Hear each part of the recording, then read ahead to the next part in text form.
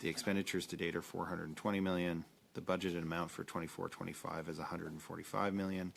This kind of brought me back to my early days as Treasury Board critic. I suspect part of what's going on is that the main estimates in the budget are very poorly aligned because the budget tends to come out after the main estimates. So you end up with these irregularities where,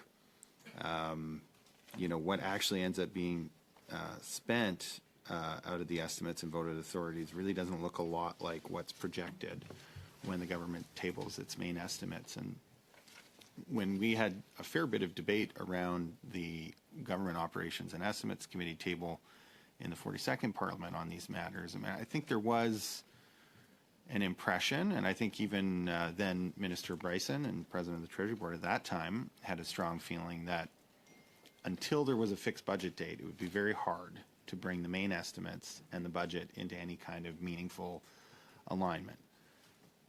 You needed that for the predictability of the budget, and of course that didn't have to be a particular day, but it could be a window within which a budget would be presented, and that would also facilitate some important and better, frankly, than the current culture, collaboration between Treasury Board and Finance on the budget. I'm not saying there isn't any, but I understand that that there are nevertheless some internal barriers there, and the end result is that it can be very hard to make sense of the government's financials is between the estimates and the budget.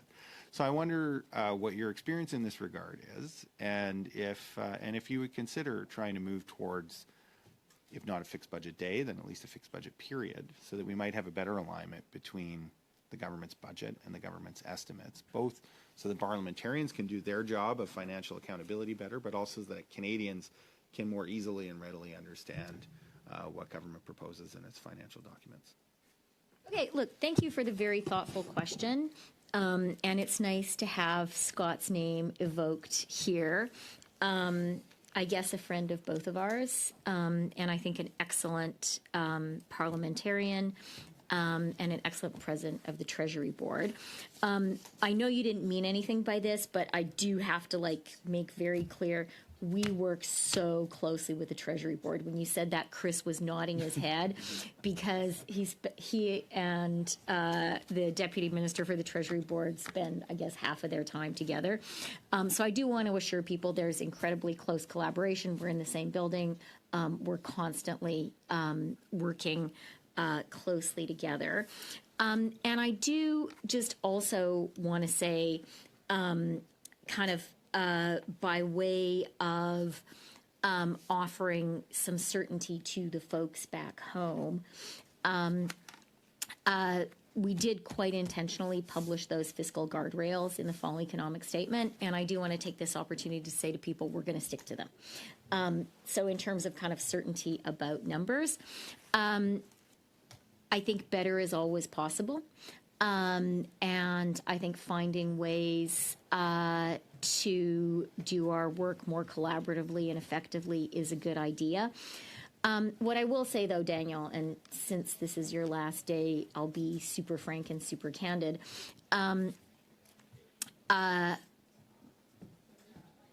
This does not seem to be a moment in the political life of Canada when the focus of debate in our parliament or our parliamentary committees is principally on ensuring that we have a better functioning government and is a sincere search for truth and collaborative work to improve how we operate.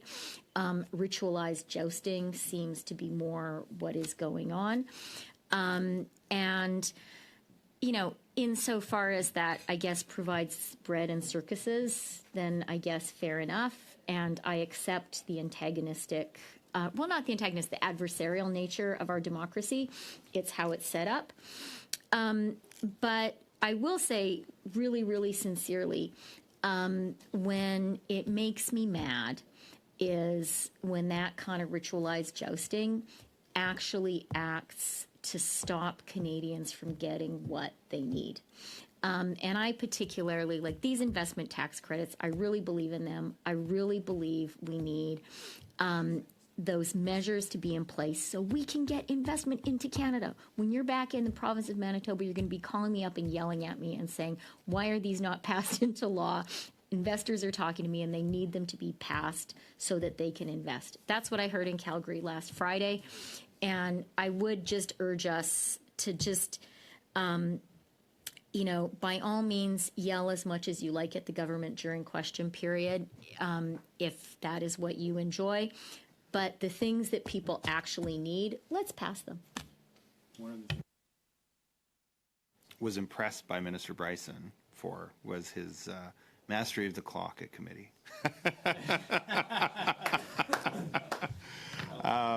But I do, in all of that, thank you for that. But I wonder if we could just come back to the question of humoring a fixed budget date or period, because I really do feel so. And I'll give you an example.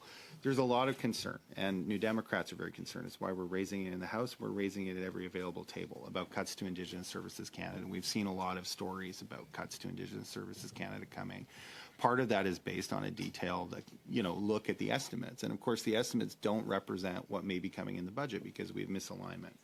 To the extent that government may actually choose to renew some of the sunsetting funding, but won't or can't announce that until the budget, it's causing considerable existential angst for organizations like the National Aboriginal Capital Commission Association, or NACA. I hope I got the acronym, the long title right. And I'm thinking of some other programs as well around Indigenous languages. I mean, so to have, and I get that it feels a bit like navel gazing, and maybe I'm being a little indulgent on my last day, but these financial processes have real consequences for those organizations that make a real difference in the lives of Canadians. And so for something I think is relatively simple, albeit I've used that in the term for, around Parliament Hill and in government departments, as coming to an understanding on a relatively fixed period for when a budget would be presented could make a big difference in averting the stress, anxiety, and departure in some cases of staff that organizations experience because we can't get our financial process right. So I do think this is really about people, and it's why I'm hoping to hear that there's a meaningful openness to trying to get this process better. Okay, thank you, MP Blakey. And in the spirit of Scott Bryson, and time, Minister, a very short answer, and then I'll see if we have UC just for MP Morris to have one question. So process matters. Better is always possible. And since you specifically mentioned anxiety and reconciliation, Indigenous issues, let me just be really clear that reconciliation is a priority for our government and will continue to be. Thank you, and thank you, MP Blakey. And now, do we have UC for MP Morse? Yeah. Minister, one question from MP Morse there. Thank you. Thank you, colleagues. Thank you, Chair. Thank you, Minister. On that last question from Mr. Blakey, Greens strongly support many of the investment tax credits being proposed for clean tech, for example, with the labor requirements that are a part of that. What we are quite concerned and don't share your enthusiasm, Minister, for is the new subsidies for carbon capture. Because we know that evidence shows around the world that more often than not, this is a technology that often emits more carbon than it captures. And we know that the PBO now has put out a report that shows that these investment tax credits for carbon capture amount to a $5.7 billion subsidy on an unproven technology that in many cases is going to the oil and gas industry. I understand they've been in touch with you advocating for it. They've also been making $38 billion in 2022 alone. That's money we could be putting into replenishing the Greener Homes grants, for example, where in Ontario, folks in our communities can no longer apply. And so, Minister, I wonder if you're open to revisiting the evidence on carbon capture and reallocating those funds towards the solutions that we need to be investing in so urgently. Well, first of all, thanks for being here at committee. And I do want to recognize you and our friend Elizabeth for your steadfast and pioneering championing of the environment.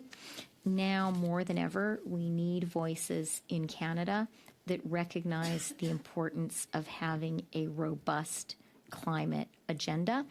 And I do think, as I said earlier in my testimony, it's so important for those of us who recognize how important a climate agenda is to also be clear with Canadians that it is a false choice to say to Canadians, you have to choose between climate action and an economic plan. In fact, the opposite is the case. You cannot have an economic plan without a climate plan, and you can't have a climate plan without an economic plan. And today, more than ever, those two go together. And I know you agree with that, and I do want to thank you for your work and your advocacy there. And I think all of us who believe what I have just said, et j'inclus Gabriel, nous devons travailler plus fort. We have to work harder than ever to bring this services to the Canadians. On CCUS, I think this is a specific area where you and I are going to have to agree to differ. Our government does believe that this is an important path to reducing emissions. That's why we have proposed those tax credits.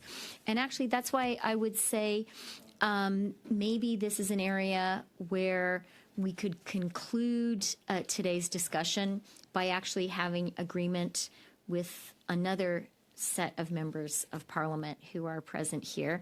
And I really do hope, since I think I cannot count on Mike's support for these measures, maybe I can count on the support of the Conservative MPs to get these passed into law soon. It's not like religion to choose to believe in. MP Morris, and we want to thank Minister Freeland, Deputy Minister Forbes, for coming before our committee on C-59 as well as the main estimates. We appreciate the time and the many answers to the many questions that were posed here today. Okay, we'll allow the minister to depart. Thank you very much. I did see MP Blakey's hand was up, and yeah, and then I've got MP Lawrence. Yeah. I know earlier that I think there had been some 30 seconds to get out of here. Sorry, I'm all business. I'm all business. Things to do, I'm all business. He's going to help Premier out there in Manitoba. I'm all business. Okay, sorry. No worries. Take your time. Big carry bag or anything? No, I used to be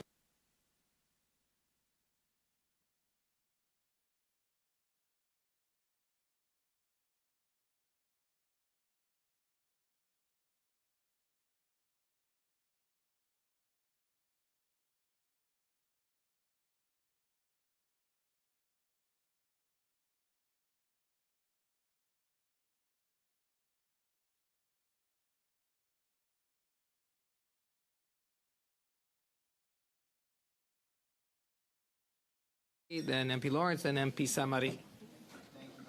Thank you very much, Mr. Chair. I think there was agreement by the committee to return to Mr. Baker's motion once we had formulated the amendment in writing, and I believe that's done, although I've, of course, been paying more attention to the proceedings than to my phone. But given that I think that is done, I wonder if the committee would want to return to that and then return as well to I'm just going to interject there. So, yeah, so we would need this for you to move a motion to reintroduce debate so we can get back to those two. Yep. Okay, I'm getting great. to it. I'm sorry. I'm not quite as efficient as you would like, but I am getting there. So, so I would simply move that we return to consideration of Mr. Baker's motion now that we have those items prepared, and that subsequent to that, that we return to my own motion that that we had to stop debate on in order to hear from the minister. Thank you. MP Blakey, I've got MP Lawrence, and then MP Samari.